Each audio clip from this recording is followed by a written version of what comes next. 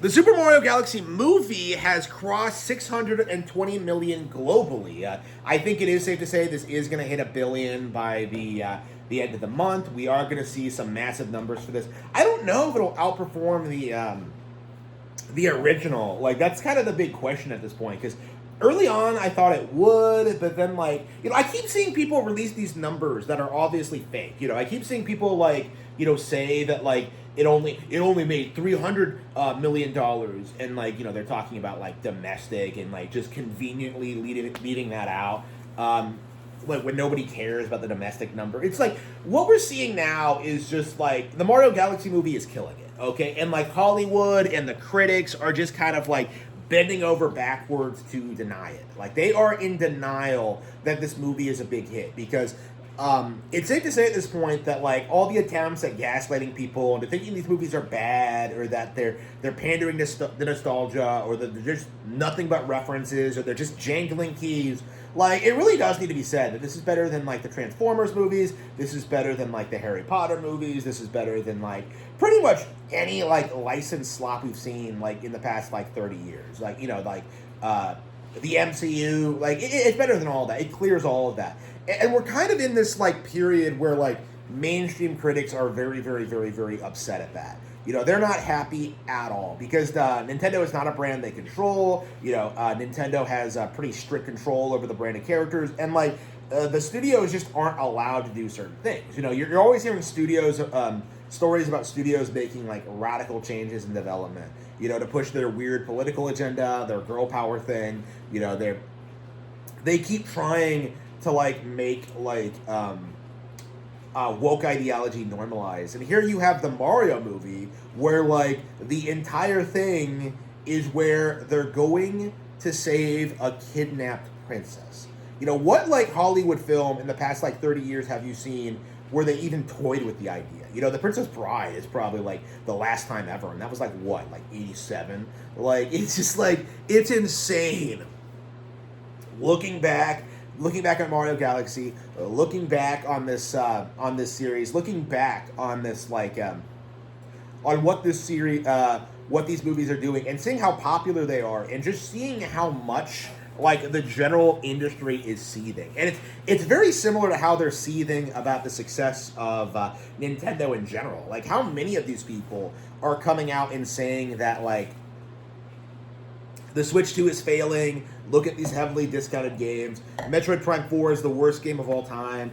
Don't buy it. Like, you see so many of them, like, releasing all these statements, like, trying to downplay the company. And, like, what ends up happening is that more and more people are just kind of, like, ignoring it. This is, like, kind of the opposite of what happened in the 2000s. Because I remember when people would scream at you about how the Wii was doomed to failure, and how, like, the PS3 was going to stomp it, Like, I remember that was a thing, and, like, the entire industry was shook when the Wii, like, won that console generation, when the DS became the best-selling console of all time, and, like, the entire industry has been, like, running damage control since. They came out full force to downplay the Wii, the Wii U. It led to Nintendo, like, forming the Nintendo Direct format, selling information directly to consumers, in a way that prevented game journalists from, like, manipulating the information about it, and here we are today, where, like, nobody pays attention to the mainstream outlets at all, because I can tell you, like, not a single person went to Angry Joe or Grace Randolph for, like, coverage of the Super Mario Galaxy movie. Like, not a single fucking person. Like, first of all, they hated the first movie, which, a lot of people liked. So, like, the idea that they would come out and give this one a fair shake is, like, laughably stupid. Like, these guys are way more interested in pushing their agenda, downplaying everything Nintendo does, desperately trying to, like, maintain, like, the carefully maintained illusion that Nintendo is, like, some childish brand, and, like, what's happening is that, like, it's going to make $1 billion.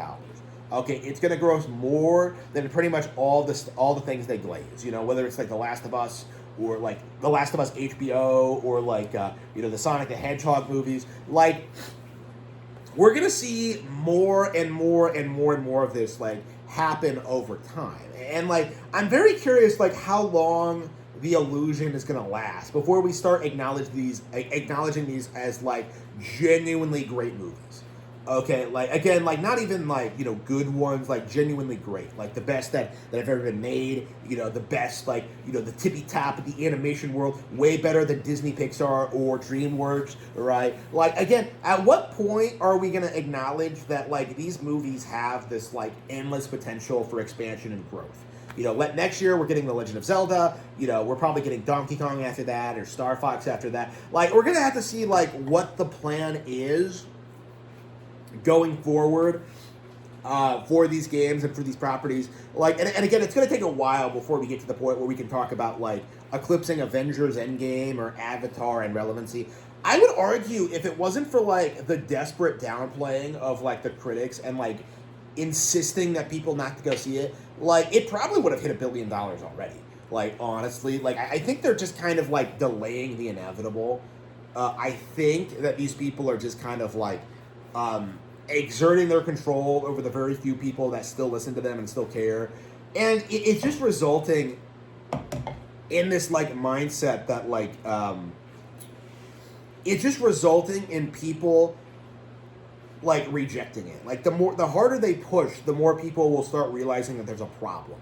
That there's like that these games are being unfairly judged and criticized because of their country of origin, because of the company producing it, because of just like everybody involved, because of the fans. You know, how many times have we seen people like come out and say that like Nintendo fans are like the Disney adults of gaming, which is like the most laughably stupid thing I think I've ever heard in my life.